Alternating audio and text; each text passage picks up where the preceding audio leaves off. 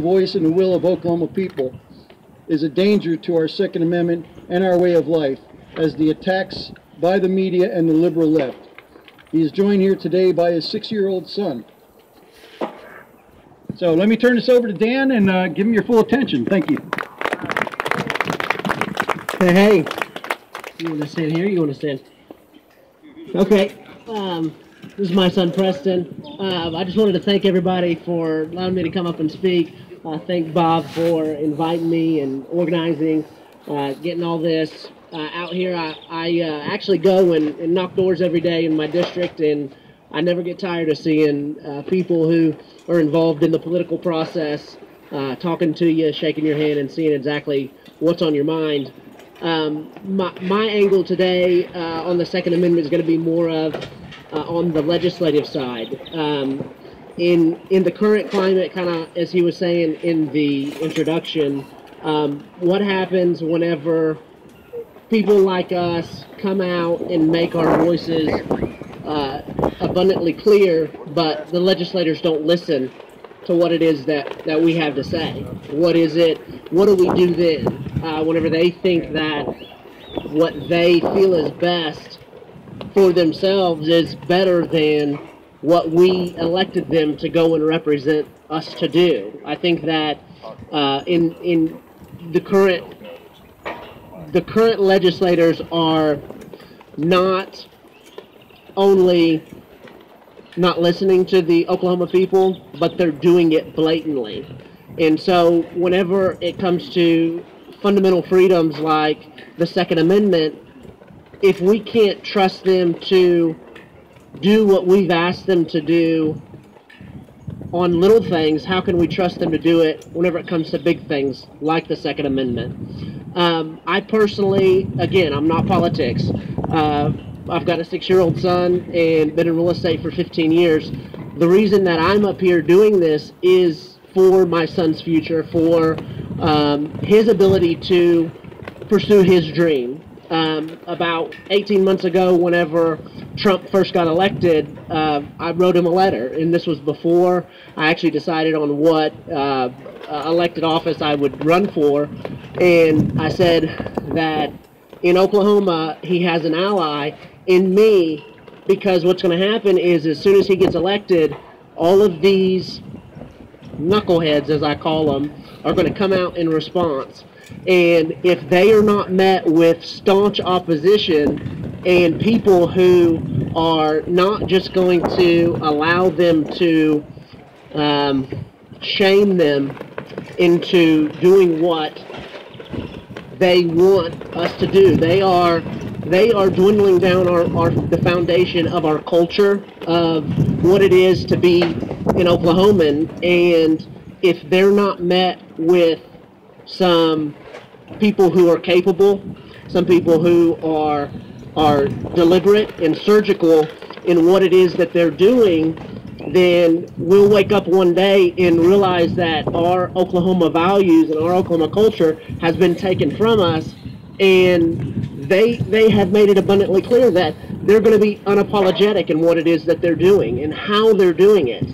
And there was even, I believe, on Wednesday up at the Capitol, 450 of them, to where they made it abundantly clear. We are unapologetic in how we are going to do this.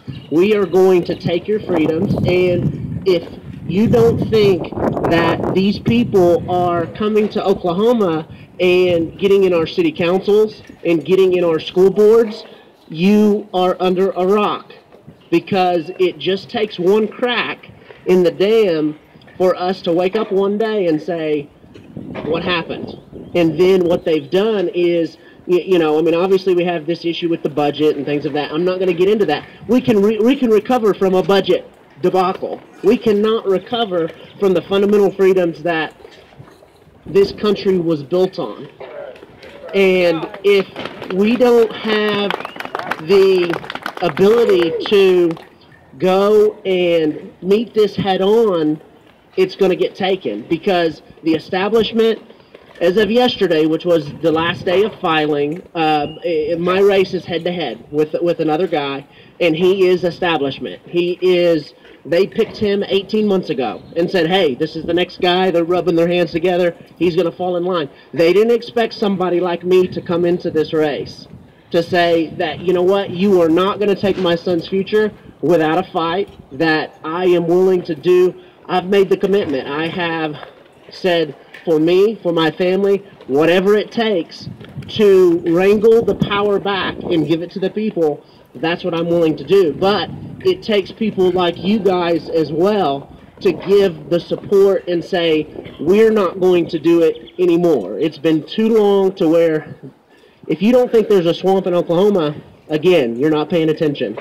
These people, even though Trump is doing what he's doing on the national level, they have a stranglehold around the neck of the Oklahoma people. And again, they are not only disregarding what it is we're saying, they're doing it blatantly.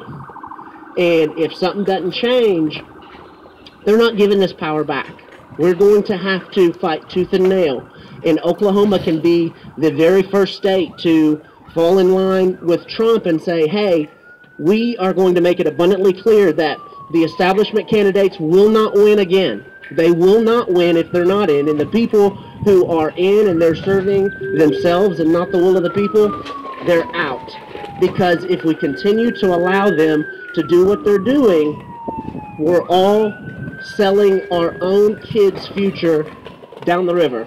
And that's why I'm here today, is to say that I will not allow my son not to have the opportunities that I have had. And I talk to him every single day to where what America is the ability to do what you can do without infringing on the rights of other people to do what they can do. And again, this is a Second Amendment rally, and I'll struggle. It all is foundational to the Second Amendment. We need to have legislators who are so Bill of Rights that they're passing budgets, and on the back end, coupled with it, they're like, oh, and by the way, you better not touch the Second Amendment. Oh, by the way, they are not only allowing our freedoms to be shot, it's open season. It's open season. The Second Amendment should be so protected and have so many layers to where it has to get through so many other things to get to. They're just taking free aim at it. They're just taking and saying, hey, oh, it's just long rifles. It's just bullets.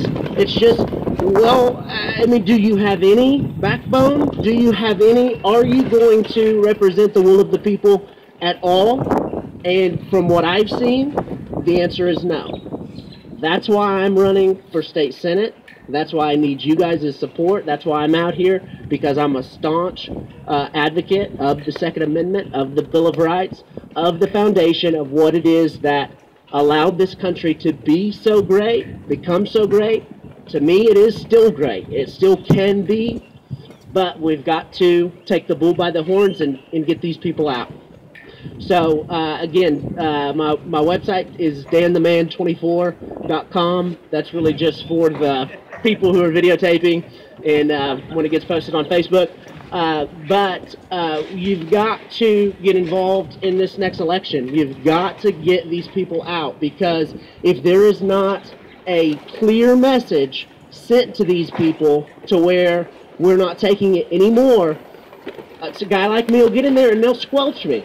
They will do. If enough people do not give the support that is necessary, they're not giving this power back. We're going to have to take it. I appreciate you guys having me, and let me know if you have any questions.